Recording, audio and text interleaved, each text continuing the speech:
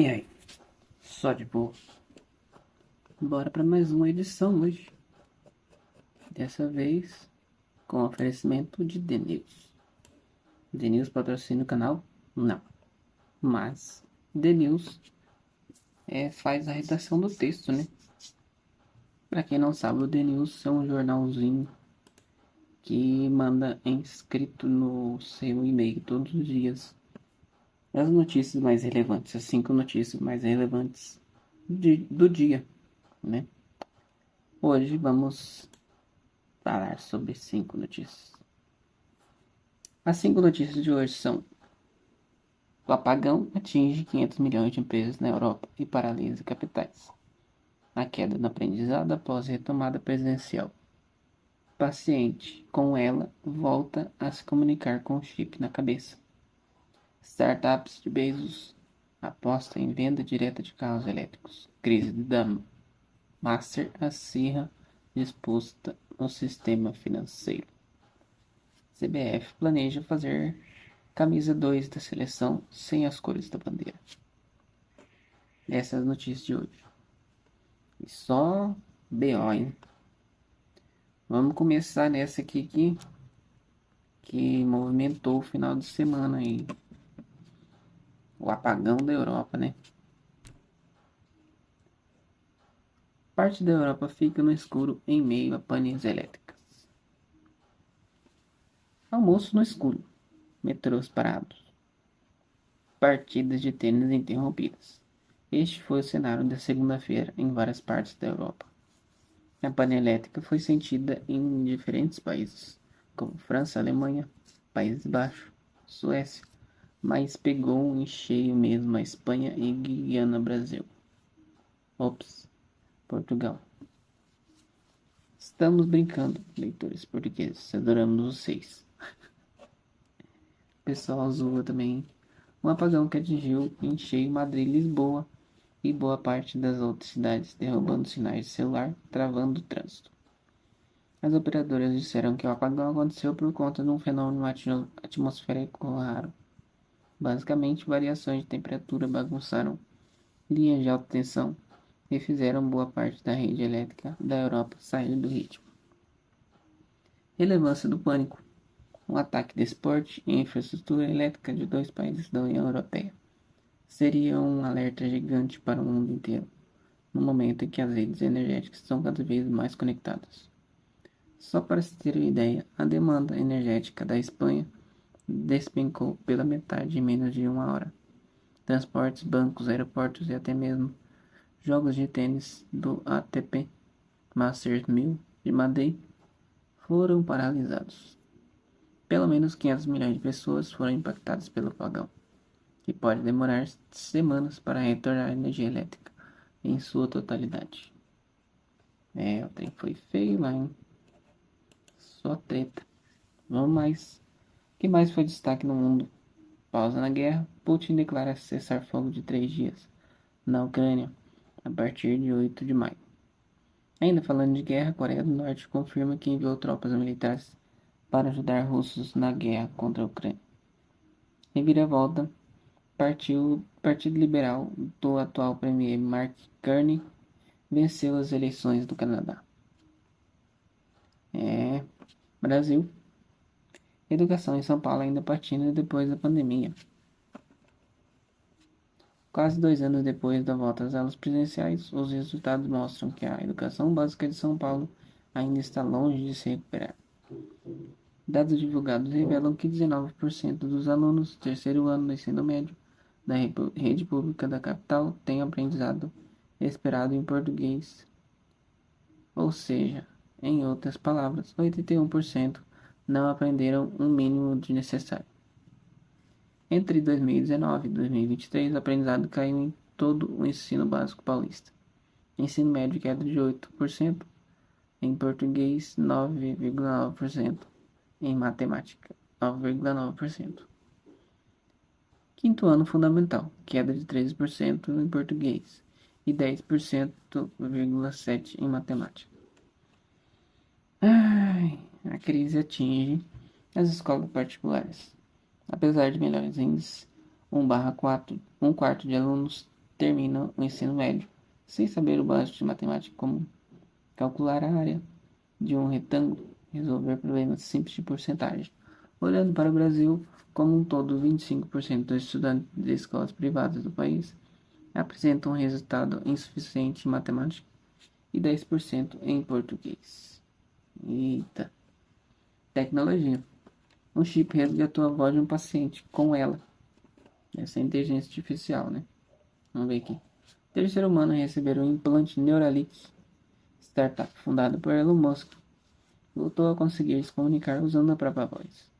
Brad Schmidt tem esclerose lateral amiotrófica, que você já deve ter ouvido falar como ela.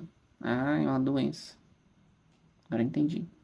A doença compromete a fala e a mobilidade, mas preserva a mente, justamente condições que são o foco da atual Neuralink. O implante do tamanho de 5 moedas empilhadas foi colocado no córtex motor por um robô, que é capaz de evitar passar por vasos sanguíneos, minimizando os riscos. Como funciona? O dispositivo se conecta a um computador via Bluetooth, permitindo que Smith controle um cursor na tela apenas com a intenção de movimento. Ele não lê pensamentos profundos, apenas capta comandos motores. Negócios. Jeff Bezos entra no jogo de elétricos com um plano diferente.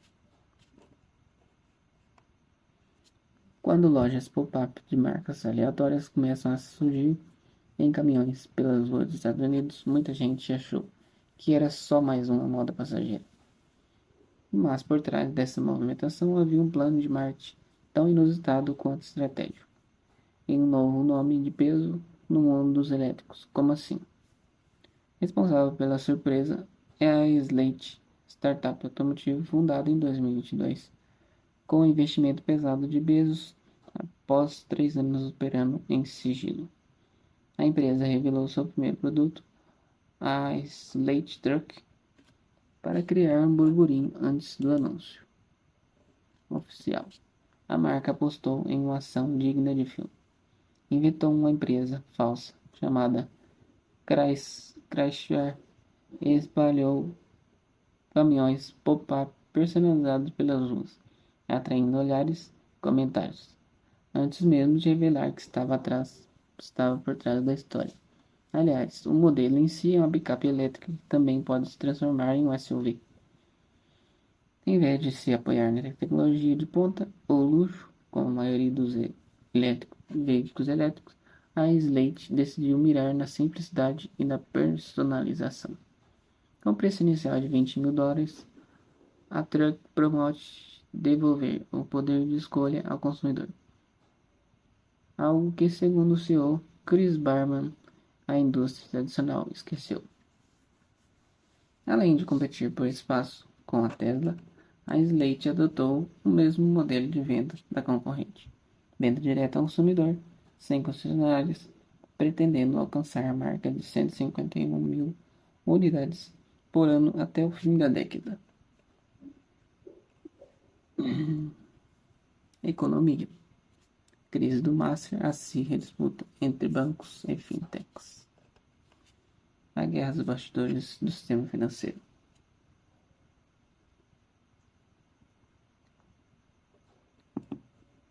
Depois do colapso do Banco Masters, grandes bancos, fintechs e plataformas digitais agora se enfrentam em torno da reforma do Fundo Garantidor.